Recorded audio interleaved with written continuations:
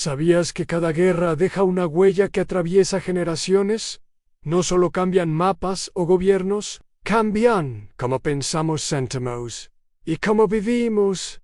Hola, ¿cómo estás? Bienvenido a VoiceOver, donde desenterramos las historias que dejaron cicatrices en la humanidad. Si te gustan los relatos profundos y las verdades que rara vez se cuentan, suscríbete ahora. Imagina esto. Es 1916 en las trincheras de Verdún. Un joven francés escribe a su madre con los dedos entumecidos por el barro y el miedo. No sé si volveré a casa, escribe, pero ya no soy el mismo de antes. Esa frase, una entre millones, marca el pulso de una era quebrada.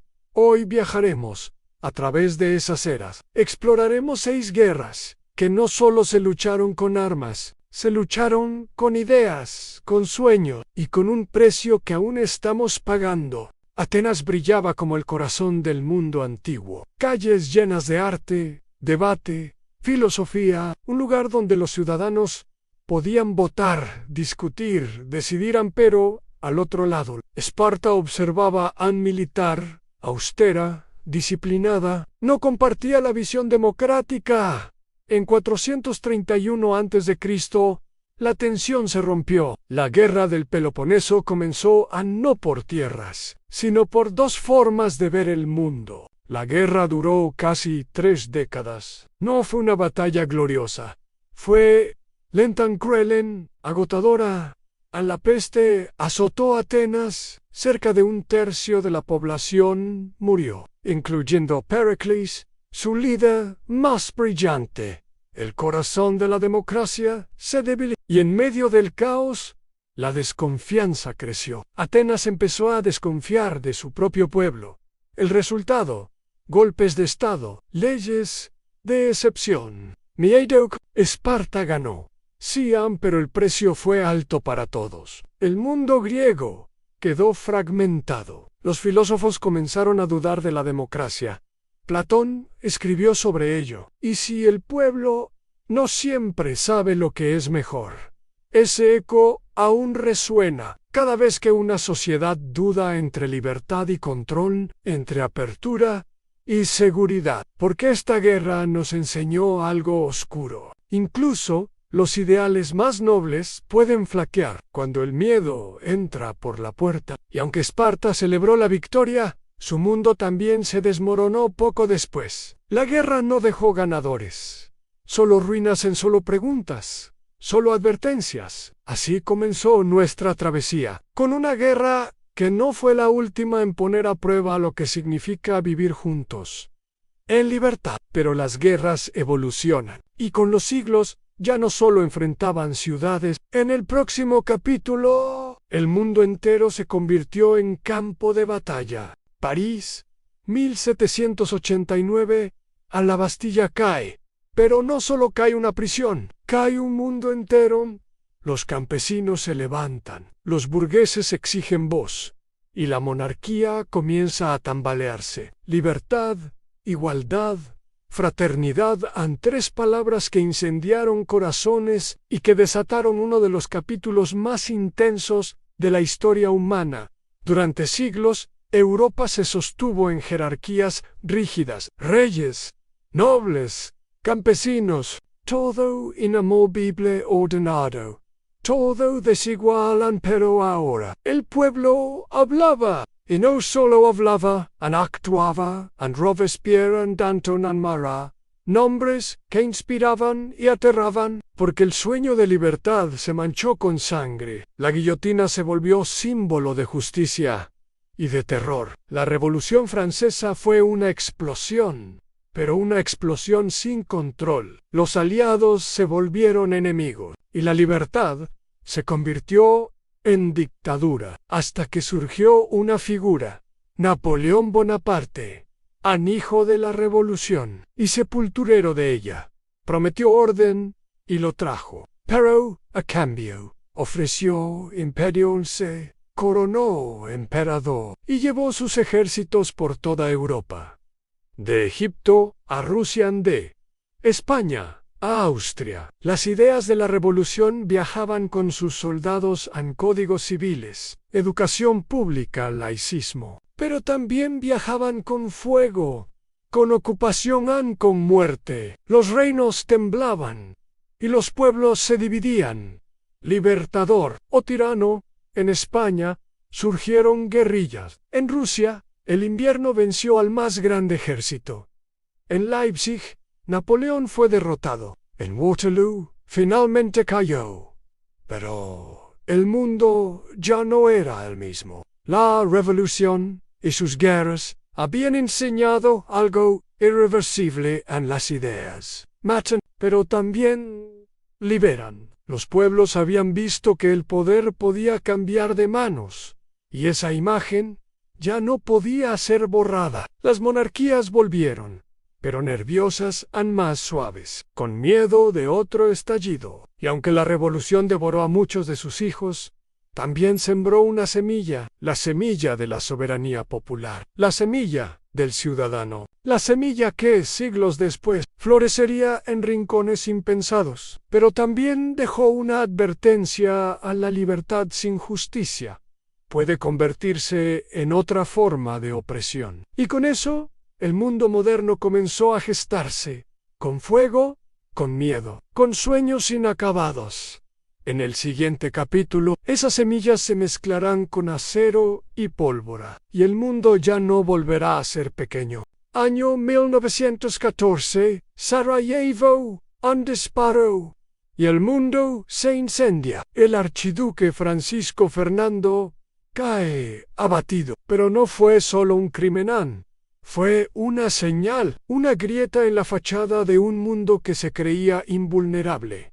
Las alianzas saltaron como pólvora. Austria-Hungría contra Serbia, Alemania contra Rusia, Francia contra Alemania.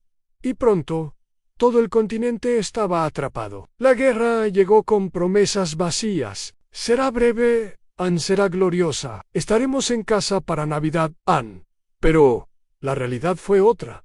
Una guerra de trincheras, de barro, de ratas, de miedo interminable.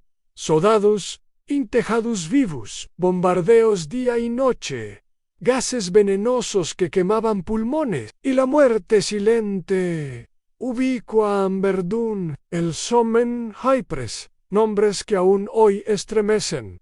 Más de 16 millones de vidas perdidas, y otras millones rotas para siempre. No solo cuerpos, sino almas desgarradas. Por primera vez, la tecnología se convirtió en monstruo, en tanques, en ametralladoras, aviones que arrojaban muerte desde el cielo, y la humanidad, impotente. La guerra ya no era heroica, una maquinaria que devoraba a jóvenes sin distinción. En casa, las madres esperaban cartas que nunca llegaban. Las fábricas rugían con manos femeninas y los imperios comenzaban a resquebrajarse. El Imperio Otomano se desintegró.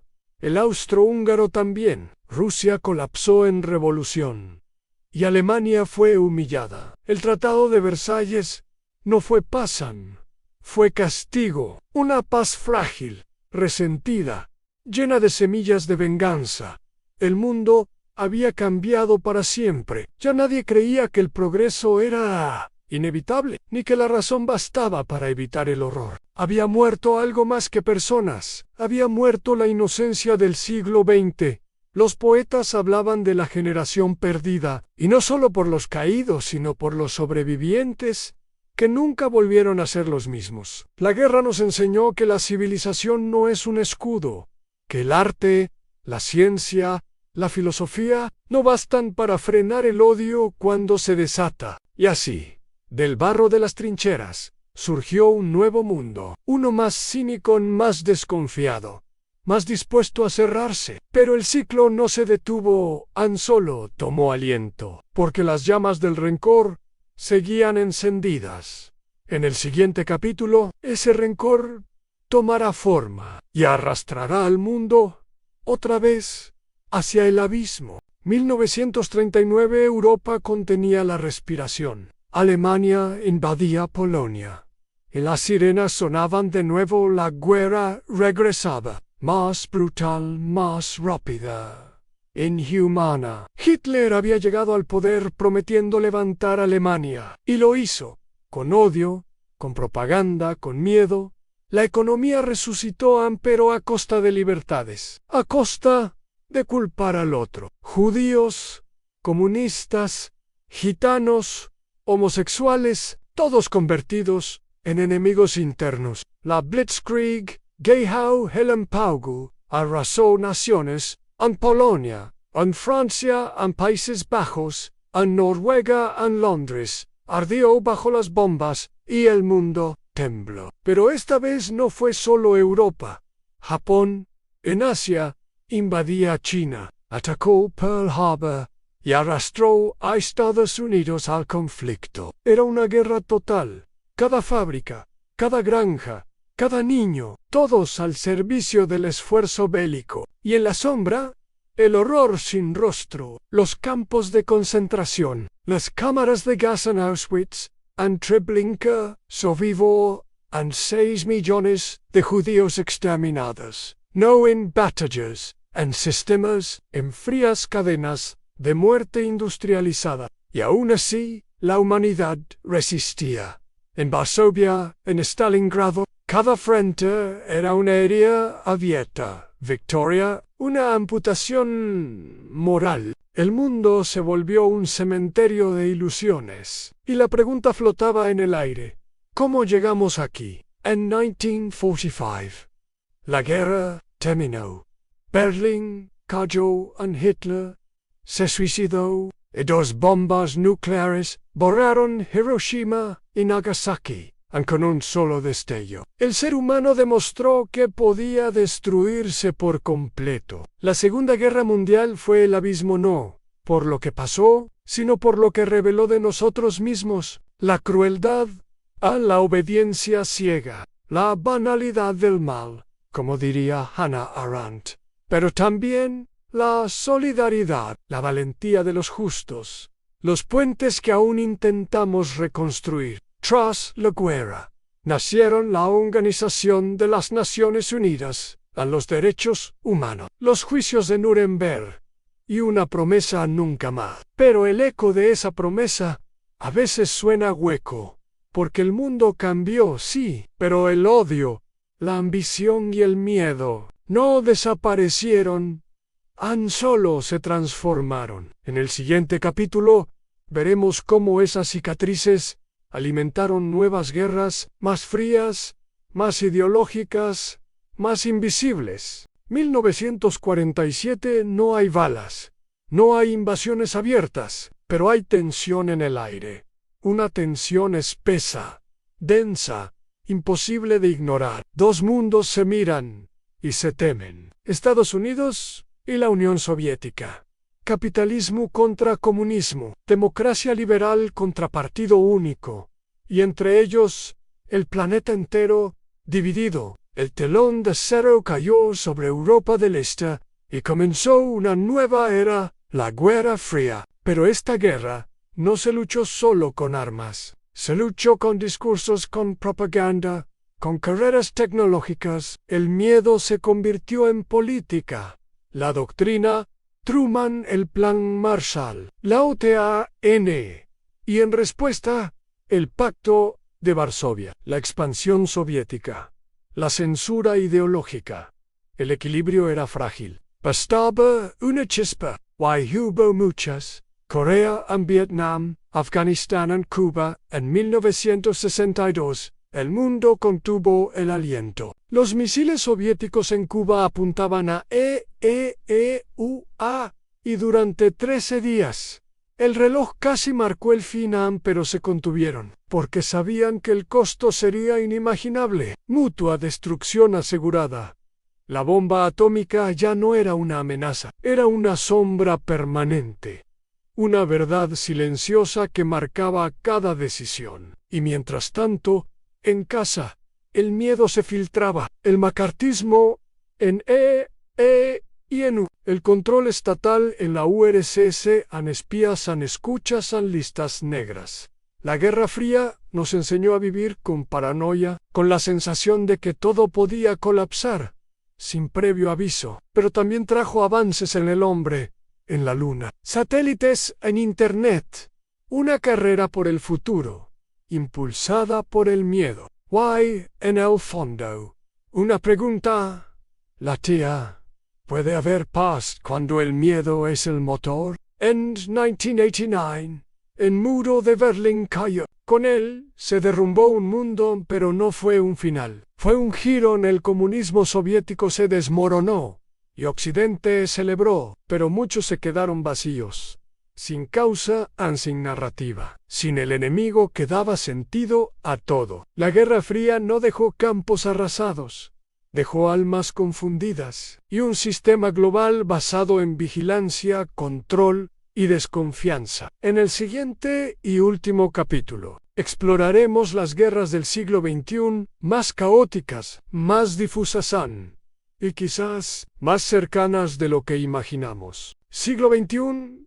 El enemigo ya no usa uniforme, no marcha en columnas, no declara la guerra, solo actúa. El 11 de septiembre de 2001, 2 aviones cruzaron el cielo de Nueva York. Y en minutos, el mundo entero cambió de eje. El miedo regresó, pero con otro rostro. No eran naciones contra naciones. Era algo más difuso, más profundo, más impredecible. El terrorismo global se convirtió en la nueva guerra. Afganistán fue el primer objetivo. Luego, Irak, promesas de justicia, promesas de libertad, pero debajo. Petroleras, contratos, ambiciones geopolíticas. Las guerras se volvieron eternas, sin un final claro, sin victoria definida. Miles de soldados murieron. Millones de civiles también. Ciudades enteras quedaron marcadas. Pero algo más cambió. Al la guerra se digitalizó. Drones que matan a kilómetros de distancia. Hackers que atacan sin disparar and fake news como armas. Algoritmos como ejércitos. Hoy, una guerra puede comenzar con una línea de código, con una fotografía falsa, con una chispa encendida en redes sociales. Y mientras tanto, la economía global sigue girando. Las potencias comercian entre sí, mientras compiten en silencio guerras híbridas, guerras comerciales, guerras culturales. El enemigo puede ser un virus, una idea, un apagón en el sistema financiero. Ya no luchamos por tierras, luchamos por atención, por datos, por control. Y lo más inquietante es que muchas veces no sabemos si ya estamos dentro de una guerra. Ucrania, Gaza, Siria, Yemen. Zonas de conflicto abiertas, visibles, pero también África, Asia, América Latina. Silencios prolongados, heridas invisibles. Las guerras modernas no solo destruyen cuerpos, destruyen memorias, verdades, futuro. Vivimos en la era de la sobreinformación, pero también en la era de la confusión. ¿Quién es el enemigo? ¿Quién dice la verdad? ¿Quién gana realmente? Y en este paisaje líquido, la guerra ya no se anuncia con tambores, se desliza por debajo de la cotidianidad. Una notificación en un rumor, una decisión tomada en una sala lejana que cambia vidas en segundos. Hemos recorrido un largo camino, desde Esparta hasta Silicon Valley, desde la pólvora hasta los píxeles. Pero algo no ha cambiado. La guerra sigue siendo un espejo. Nos refleja, nos revela, nos pregunta una y otra vez, ¿qué estamos dispuestos a sacrificar para ganar? Quizás ese sea el verdadero campo de batalla, no entre países, sino dentro de nosotros mismos. Porque si la historia nos ha enseñado algo, es que cada guerra comienza cuando olvidamos escuchar. Gracias por acompañarnos en esta travesía. Si esta historia te tocó, pensa y sigue explorando con nosotros las verdades que el tiempo intentó ocultar. Hasta la próxima. Y que la paz no sea solo una palabra, sino una elección.